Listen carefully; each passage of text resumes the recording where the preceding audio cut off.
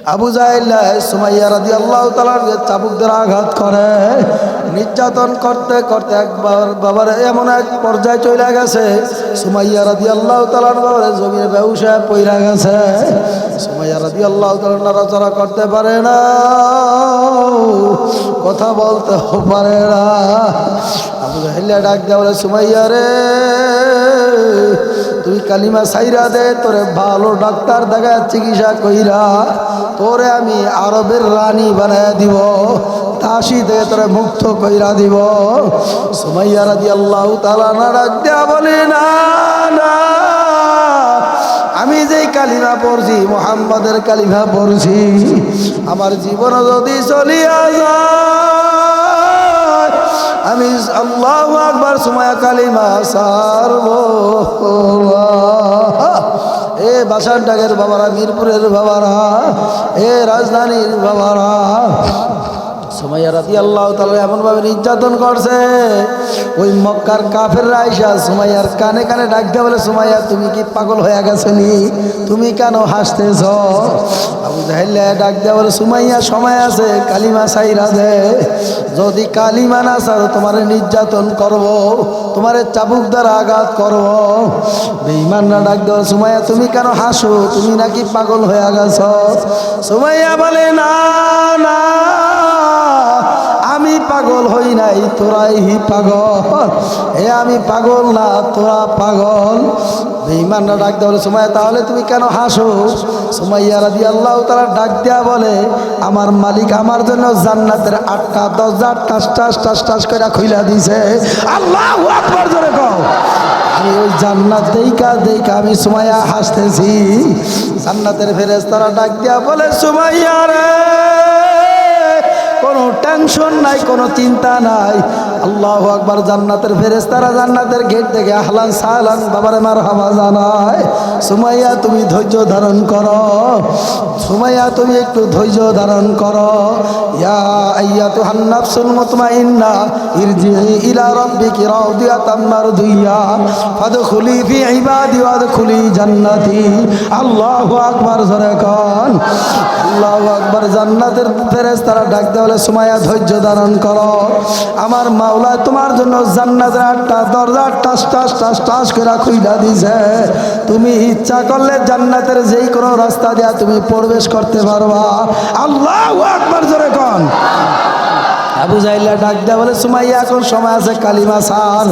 যদি তুমি কালিমা না ছাড়ো তোমারে উলঙ্গ বানায় ফেলাইবো, কাপড় চোপড় খুইলে ফেলাবো, তোমারে চাবুক দ্বারা আঘাত করবো, তোমার লজ্জা স্থানে আঘাত করবো। সত্যি সত্যি আবু জাহেল সুমাইয়া রাদিয়াল্লাহু তাআলা আনহার বাবারে কাপড় চোপড় খুইলা উলঙ্গ বানায় ফেলাইছে। এবার ডাক দেয়া বলে, সময় আছে, সুমাইয়া কালিমা ছাইরা দে। কয় সুমাইয়া ডাক দেয়া কি আওয়াজ,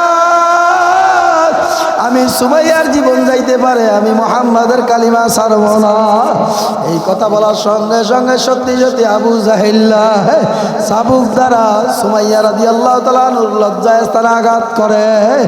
আঘাত করতে করতে করতে করতে সুমাইয়া রাদিয়াল্লাহু তাআলা শেষ বাক্য বলে, লা ইলাহা ইল্লাল্লাহু মুহাম্মাদুর রাসূলুল্লাহ সাল্লাল্লাহু আলাইহি ওয়াসাল্লাম। সুমাইয়া রাদিয়াল্লাহু তাআলা যখন আঘাত করা শুরু করলো, সুমাইয়া রাদিয়াল্লাহু তাআলা কালিমা পড়তে পড়তে শাহাদাত বরণ করছে। আল্লাহু আকবার জোরে বলেন।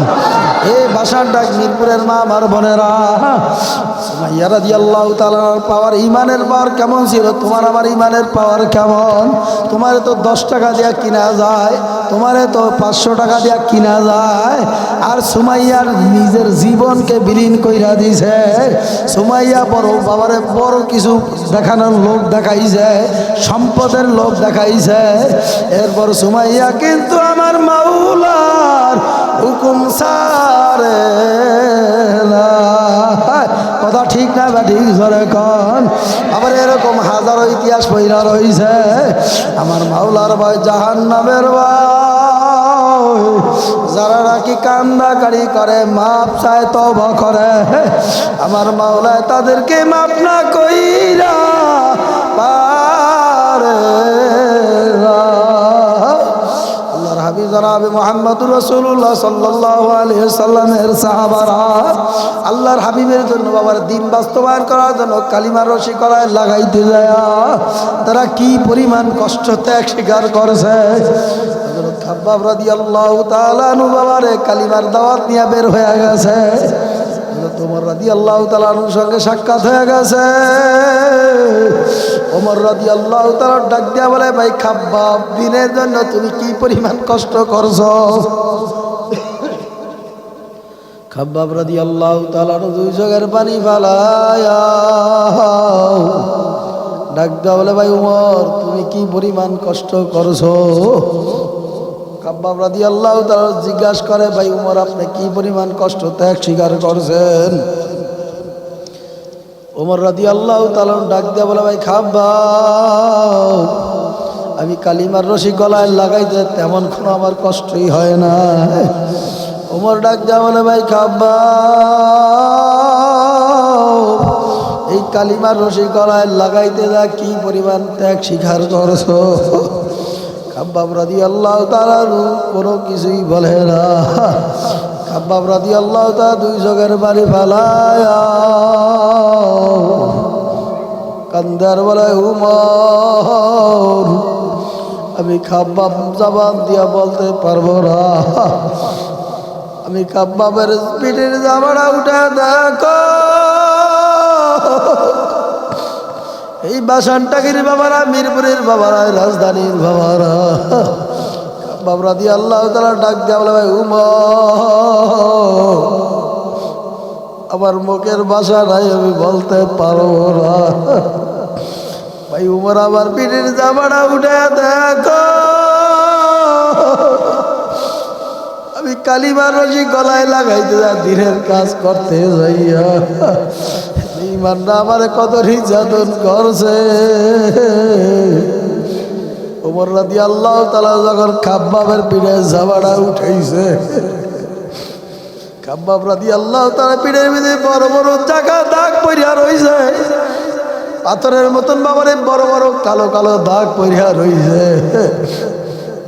ওমর ডাক দেয়া বলে, ভাই খাব্বাব, আপনার পিঠের মধ্যে টিউমার হয়েছে কিনা।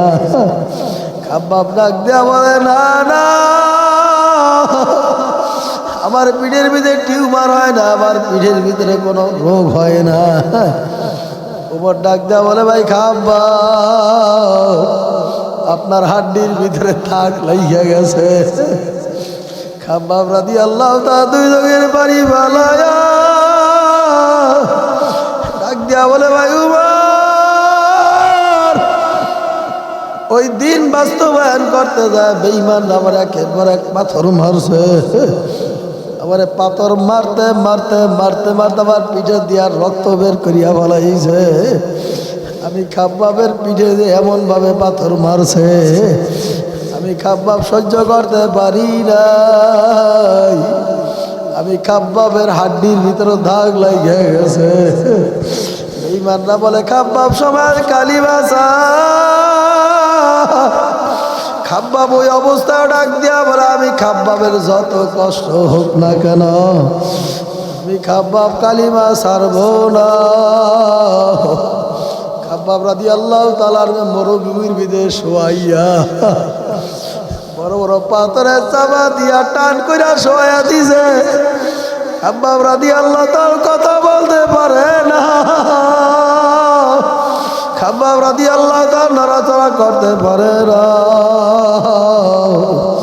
বেঈমানরা বলে, তুই খাব্বাব কালিমা ছাইরা যে তোরে ছাইরা দিব, তোরে আর নির্যাতন করব না।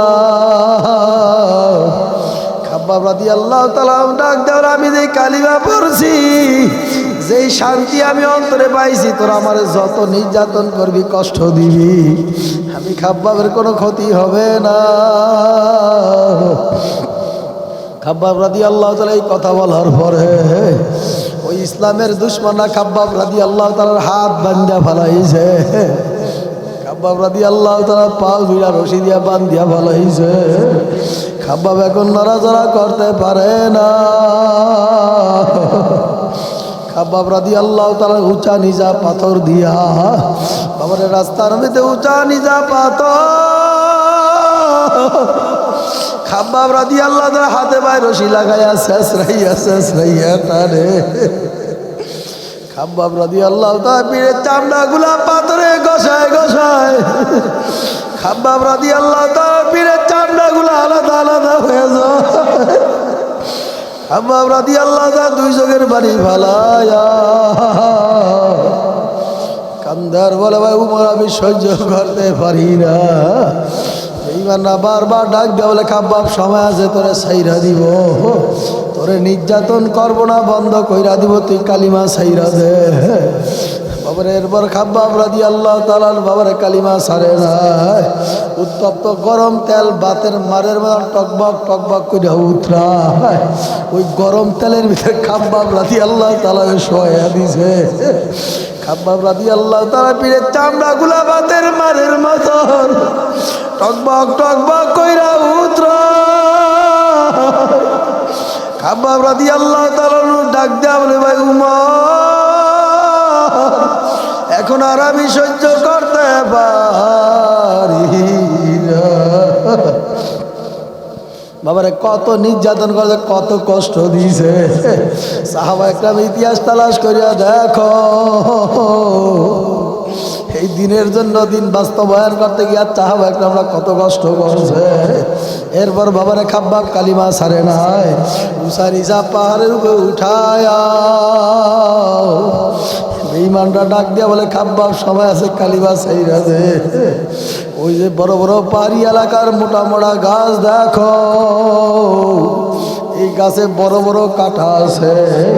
যদি তুই কালিমা না ছাড়, তোমার হাতে পায়ে রশি লাগাইয়া চিত্তর করে শোয়াইয়া খাব্বাব তোর জিহ্বাটা টান দিয়া বাইর করে বানাইব। ওই বড় বড় গাছের কাঁটা নিয়ে তোর জিহ্বার মধ্যে ঢুকাইব। সত্যি বেঈমানরা গাছের কাঁটাই না, খাব্বাবের হাতে পায়ে রশি লাগাইয়া খাব্বাব রাদিয়াল্লাহু তাআলা জিহ্বাটা টান দিয়া বাইর করে ফেলাইছে। বেঈমানরা জিহ্বার মধ্যে কাঁটা ঢুকায়। খাব্বাব রাদিয়াল্লাহু তাআলা জিহ্বা দিয়া জর করে রক্ত প্রবাহিত হইতে আছে।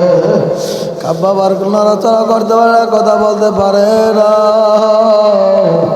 আমার মাওলা ডাক দেওয়া, আল্লাযীনা আমানু আশাদ্দু হুব্বান লিল্লাহ, যারা ঈমানদার, যারা মুমিন, তারা আমি মাওলাকে সব জিনিসের চাইতে বেশি মোহাব্বত করে। কথা ঠিক না ব্যাঠিক জোরে কর। আমার মাওলা তোমার আবার কত সুন্দর করে বানাইছে। লাকাদ খালাকনাল ইনসানা ফি আহসানি তাকওয়িম। আমার মাওলা ছোট্ট একটা চেহারার ভিতরে কত সুন্দর করে তোমারে বানাইছে। আমার মাওলা কত উত্তম রূপে বানাইছে।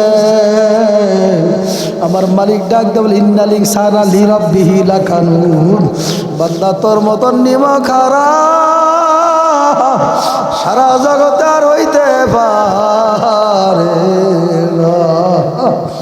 আমার মাওলা ডাক দেওয়া বলে, ফি আইয়ি সূরাত মা শাআ রাক্কাবার। আমি মাওলার এই মাখলুকর দিয়ে একটু তাকায়া দেখো। আমি মাওলার ছোট্ট একটা চেহারার ভিতরে কত রঙের বাবারে সুন্দর লাগাইয়া দিলাম। আমি তোর চেহারার ভিতরে আমি কত সুন্দর ডিজাইন কইরা দিলাম। তোর ছেলের চেহারার দিকে তাকালে আমি মাওলার ছোট্ট একটা চেহারার ভিতরে আমি মাওলায় কত সুন্দর করে ডিজাইন কইরা দিছি। তোর মেয়ের চেহারার দিকে তাকায় আমি মাওলায় কত সুন্দর করে বানাইছি। আমি কত সুন্দর রং লাগাই দিয়ে কত সুন্দর করে ডিজাইন কইরা দিছি। তামাম দুনিয়ার এমন কোনো বৈজ্ঞানিক আবিষ্কার হয় না আমার চেহারাকে পরিবর্তন কইরা দেখাইবে। পারবে জোরে গান পারবে। যেন আমি আমার বাবাদেরকে বলবো, তাফাক্কারু ফি খালকিল্লাহি ওয়ালা তাতাফাক্কারু ফিল্লাহ। যারা আমার মাওলার মাখলুকত সম্পর্কে নিয়ে চিন্তা করবে, গবেষণা করবে, ওই বান্দা বান্দির আমি মাওলার খলেকের পরিচয় পায়া যাইবে। এই আল্লাহর বান্দারা, পর্দানের মা আমার বোনেরা, মান আরাফা নাফসাহু ফাকাদ আরাফা রাব্বাহু। আল্লাহর হাবিব বলে, নিজের নিজে চিনো, তারপর আমার মাওলারে চিনবা। যে নিজের নিজে চিনতে পারছে, আমার মাওলারে চিনতে পারছে। আমি তো আমার নিজে চিনতে পারি না, আমার মালিকের কিভাবে চিনব? এই ঢাকার বাবারা, দাড়ি বাঁকা মুরব্বী আমার বাবারা, যুবক বাবারা, কারো জন্য এই মাহফিল আজকে শেষ মাহফিল হইতে পারে। আমার মাওলার কাছে তওবা করো। আমার মাওলা যদি তওবা করতে পারো, আমার মাওলা তোমার আমার মাফ না করে পারবে না। আমার মালিক ডাক দেওয়া বলে, লা তাকনাতু মির রাহমাতিল্লাহ, বান্দা আমার দুয়ারতে নৈরাশ হইও না। কুল ইয়া ইবাদিয়াল্লাযীনা আসরাফু আলা আনফুসিহিম লা তাকনাতু মির রাহমাতিল্লাহ। বান্দা আমি মাওলার তালাশ করার জন্য পাগল হয়ে গেছো, আমি মাওলার দুনিয়ায় বৈশা তালাশ করছো, আমি মাওলার কাছে আয়। আমার দরবার ভাগার দরবার না, আমার মাওলার দরবার ফিরার দরবার নয়। বান্দা বান্দাবান্দি, তুই যদি পাহাড় পরিমাণ গুনাহ কইরা থাকো না কেন, দুই চোখের পানি ফেলাই তওবা করতে পারো, আমি মাওলা তোর জীবনের সব গুনাহ মাফ করিয়া দিলাম। বাবার একটা মূর্তি পুজো 30 বছর বয়স সালাম সালাম কয়ে ডাকলো, মূর্তি পুজো কোনোদিন ডাকে সারা দেয় না। হঠাৎ করে জবাতে উচ্চারণ হয়ে গেছে সমা। আমার মাওলাই বান্দার চেহারার দিকে তাকায় রইছে, ওই মূর্তি পূজকের চেহারার দিকে তাকায় রইছে। বান্দা, তুই তোর মূর্তি পূজকের 30 বছর পর্যন্ত তো তুই ডাকলি, কোনোদিন তোর মূর্তি পূজক ডাকে সারা দেয় না। আমি মাওলাই তোর চেহারার জবানের দিকে তাকায় রইছি, তুই বান্দা যদি ভুলো একটা ডাক দে, আমি ওয়াদা করলাম তোর জিন্দগির সব গুনাহ আমি মাওলায় মাফ করিয়া দিলাম। জোরে কন্যা সুবহানাল্লাহ। এই মিরপুরের বাবারা, ভাসান ডাকের বাবারা, সাহাবা একরাম বাবারে কত ত্যাগ স্বীকার করছে, কত কষ্ট স্বীকার করছে। হযরত আলী রাদিয়াল্লাহু তাআলা যুদ্ধের ময়দানে চইলা যুদ্ধ করতে করতে আলী রাদিয়াল্লাহু তাআলার পায়ের মধ্যে বাবার তীর ঢুইকা গেছে। আল্লাহর হাবিব সাহাবা একরামদেরকে উল্লেখ করা বলে, আমার সাহাবারা, আমার আলী যখন নামাজে দাঁড়ায়, আমার আলীর দুনিয়ার আর কোনো খেয়াল থাকে না।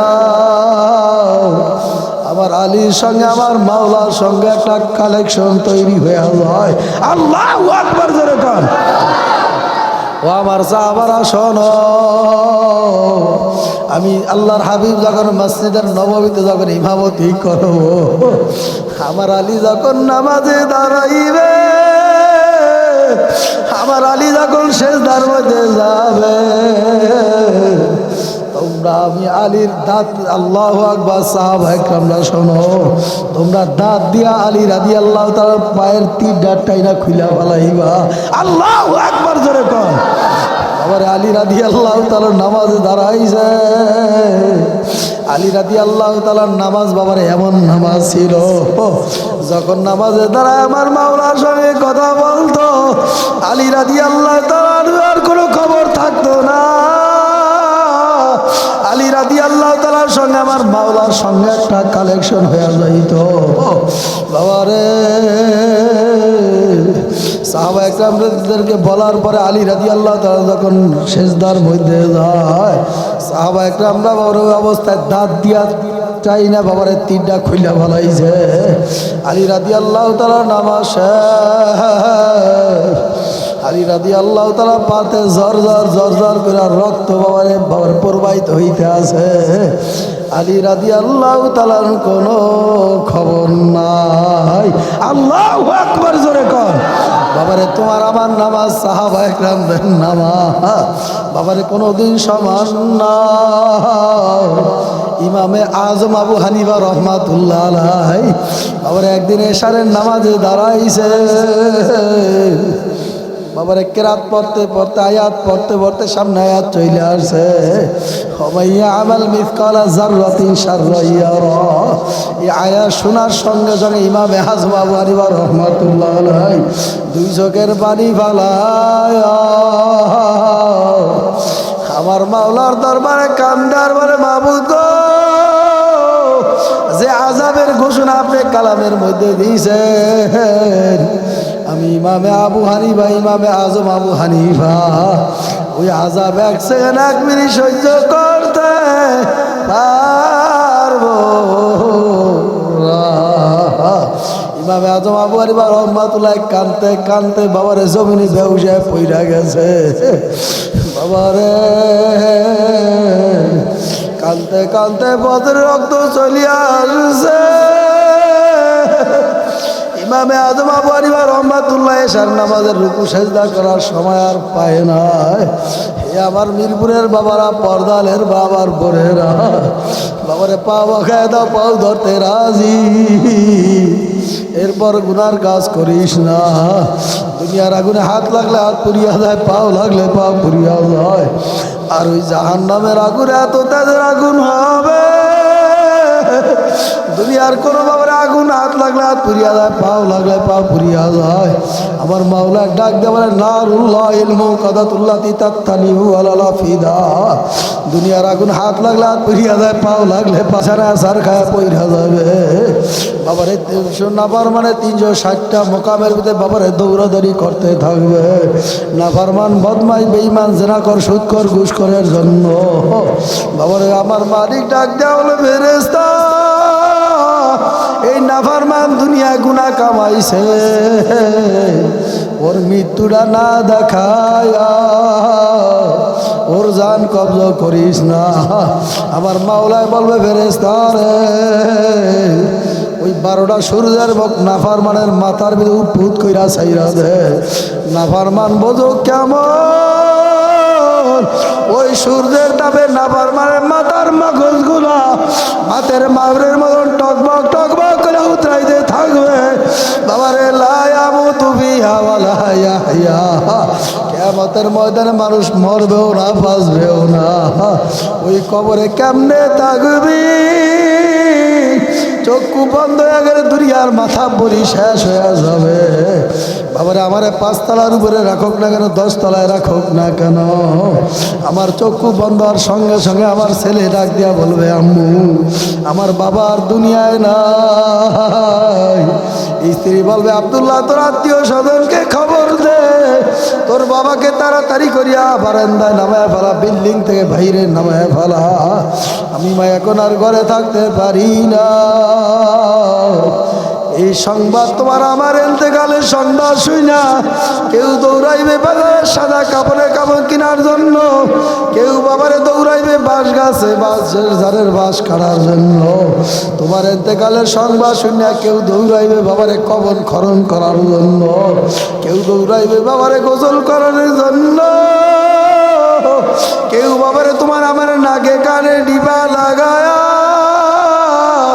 জনমের মতন সাবান দিয়া বাবারে বড়ই পাতার গরম পানি কইরা বাবারে শেষবারের মতো গোসল দিয়া ফেলাইবে। বাবারে বাদশাকেও 3টা সাদা কাপড়ের প্যাকেট বানায় ফেলাইবে।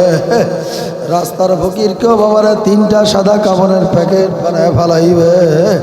বাবারে বাদশাকেও 3টা সাদা কাপড়ের প্যাকেট বানায় ফেলাইবে।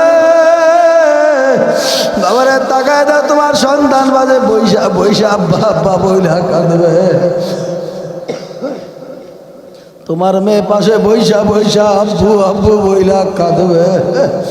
এই যে বাবা বিদায় নিয়ে চইলা গেল, আর কোনো দিন ডাকে সারা দিতে পারবে। তোমার আমার শেষ গোসল দিয়া এবার খাটের উপর ছড়াইয়া বাবার ওই মসজিদের মাঠে নিয়া ঈদগার ময়দানে নিয়া ইমাম সাহেব 4 তাকবীরের সাথে জানাজার নামাজ পড়াইয়া এইবার তোমার সন্তান তোমার কাঁধে নিয়ে হাঁটতে আছে, তোমার আত্মীয় স্বজন তোমার ভাই তোমার কাঁধে নিয়ে হাঁটতে আছে। তুমি কানের ভিতরে শব্দ পাও, আওয়াজ পাও, তুমি মনে করতা তোমার ভাই তোমার বন্ধু তোমার ছেলে তোমার সঙ্গে যাবে। বাবারে যাইতে যাইতে কবরের পাশে নিয়ে তোমার পশ্চিমে খাটটা রাইখা এবার তোমার সন্তান নিচে নামবে, তোমার ভাই আত্মীয় স্বজন নিচে নামিয়া ধরাধরি করিয়া কবরে রাখবে। বাবারে মিল্লাতের রূপে তোমার আমার দাফন করিয়া ফেলাইবে আল্লাহর হাবিবের মিল্লাতের রূপে তোমার আমার সহায় রাখবে বিসমিল্লাহি ওয়ালা মিল্লাতি রাসূলিল্লাহ নবীর আদর্শ অনুযায়ী চলতে পারো বাবারে নবী সুপারিশ করবে বাবার ওই সন্তান এবার সহায় লাভ মাইরা উঠে গেছে বাবা ডাক দেয়া বলে সন্তান আব্দুল্লাহ দুনিয়া আমি বাবা কত কষ্ট করে উপার্জন করে তোরে খাওয়াইছি আজকে তুই বাবা সন্তান আমারে সাইরা চইলা বসতেও পারি না তুই যে আজকে আমার পর হয়ে যাবি বসতে পারি না বাবারে ভাই ও ভাই থেকে ভাগিয়া যাবে ভাই ডাক দিয়া বলবে ভাই আমি বাড়ির বড় ভাই ছিলাম তোর লেখাপড়া খরচ চালাইছি তোর কামাই রোজগার করে তোরে খাওয়াইছি আমি ভাই আজকে কবরে একা থাকতে পারবো না আমারে ফালাইয়া তোরা কেউ যাইস না সবাই তোমার আমার এবার কবর থেকে লাভ মারা উঠে যাবে এবার তোমার আমার কবরের ভিতরে বাবারে বাঁশের ছাউনি বিছাইতে আছে কবরটা অন্ধকার হয়ে যাইতে আছে বাবার এবার কলা পাতা বিছাইতে কবর আরো অন্ধকার হয়ে আসতেছে এবার মাটি দেয় মিনা খালাকনাকুম ওয়া ফিহা নুঈদুকুম ওয়া মিনহা নুখরিজুকুম তারাতান উখরা মাটি ডাক দেয়া বলে মাটলা পাক রব্বুল আলামিন বলে এই মাটি দিয়া তোদেরকে বানাইছি পুনরায় তোর এই মাটির ভিতরে নিয়ে যাও আবার এখান থেকে তোমারে জীবিত বানাবো বাবারে ওই কবরে কিন্তু নেকার আমল না নিয়া কেউ কবরে যায়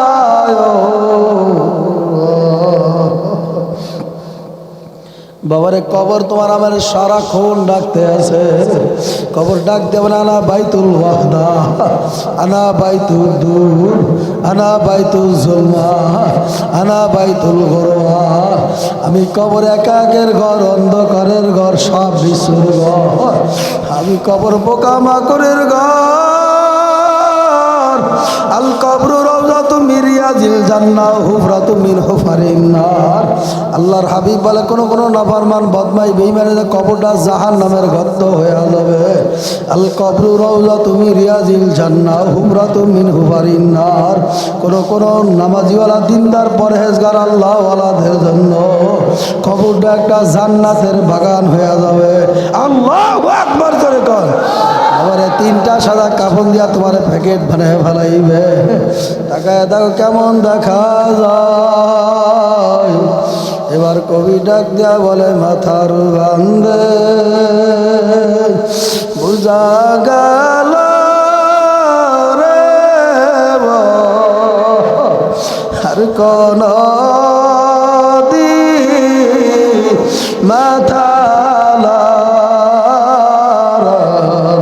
শক্তি নাই মাজার বান্ধে বুঝা গেল রে আর কোন মাজার শক্তি নাই পায়ের বান্ধে বুঝা গেল আর কোন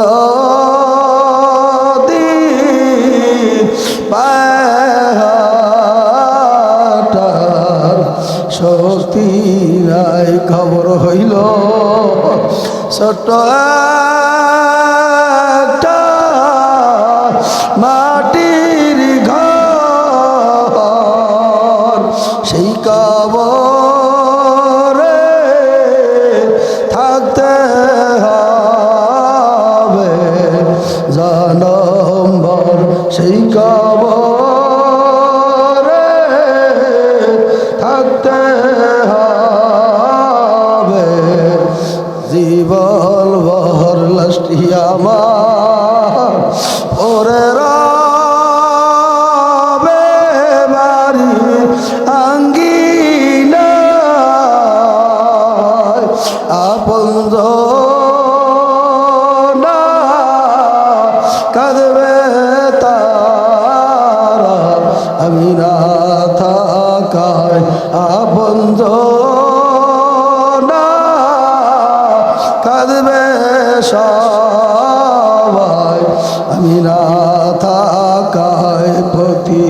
বেশি একে একে আসিয়া দেখবে তারা মুখের কাপড় উঠায়া দেখবে তারা মুখের কাপড় উঠায়া দাদা গেল বাবা গেল কেউ তো ফিরে আইল না একই পথে যেতে হবে কেউ তো ভাবে রবে না মাটির দেওয়াল বাঁশের ছাদ কেমন যেন হবে রে একা একা কেমনে রব ওই অন্ধকার কবরে এই কবরে যাত্রী আমার বাবারা চৌকে পানি নিয়ে তারপর আমার মাওলার কবরে যাইও তোমার আমার জন্য যে জাহান্নামের আগুন জ্বলিয়া রইছে তোমার আমার চোখের পানি যারা কিন্তু নিবার যাবে না।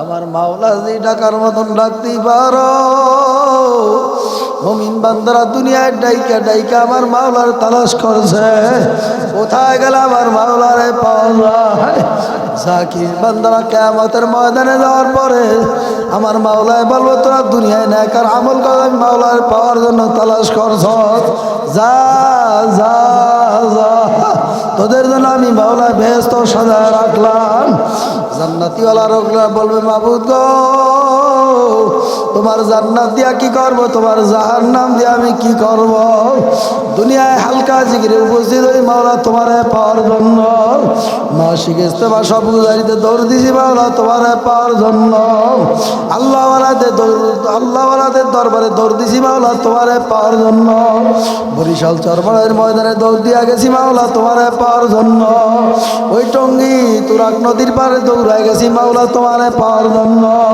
ওই চাঁদপুর কচুয়া উজানির ময়দানে দৌড়ায় গেছি মাওলা তোমারে পাওয়ার জন্য জাকিরিন বান্দা বলবে মাবুদ গো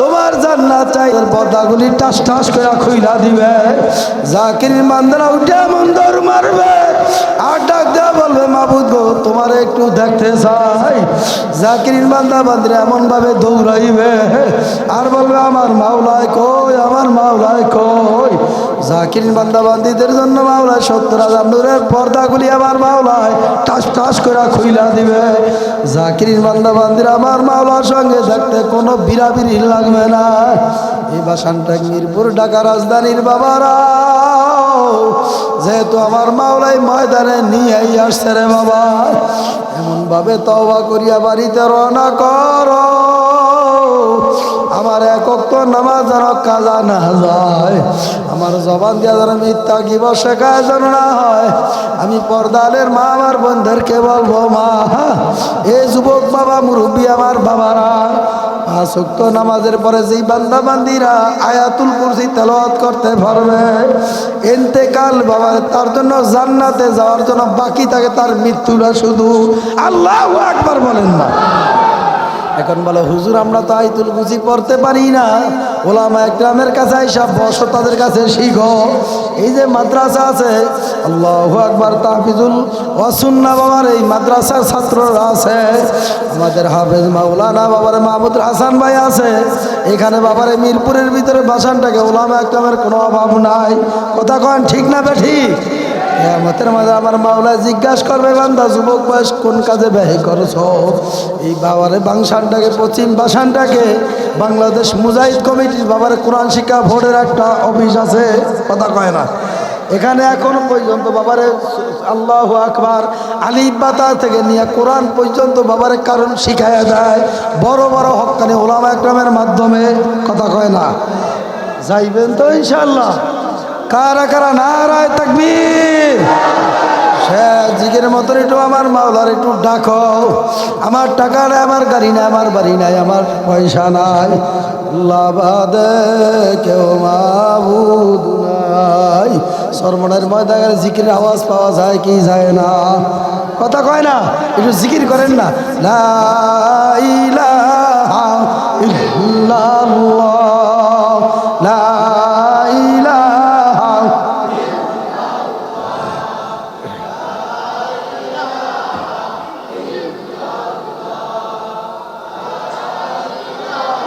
দেখেন সরমনের ময়দানে যারা গেছেন এই জিকিরটা উজু ইস্তেঞ্জার সময় বলে, আর বলে যারা এখনো উজু ইস্তেঞ্জায় আছি আমরা জলদি জলদি করে ময়দানে প্রবেশ করি। কি কথা কয় না কেন? এই মহাব্বতে কত যুবকরা, কত মুরব্বীরা এই জিকিরের পাগল হয়ে গেছে। আল্লাহু আকবার। ওই সেই কুড়িগ্রামের ঘুঘু মুন্সি, বশিরউদ্দিন মুন্সি এই জিকির করতে করতে আল্লাহর ওলি হয়ে কবরে গেছে। কথা ঠিক না?